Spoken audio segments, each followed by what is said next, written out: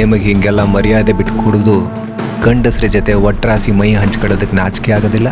ನಿನ್ನ ಹೆಸರೆಂತ? ಹಾದರ ಗಿತ್ತಿ.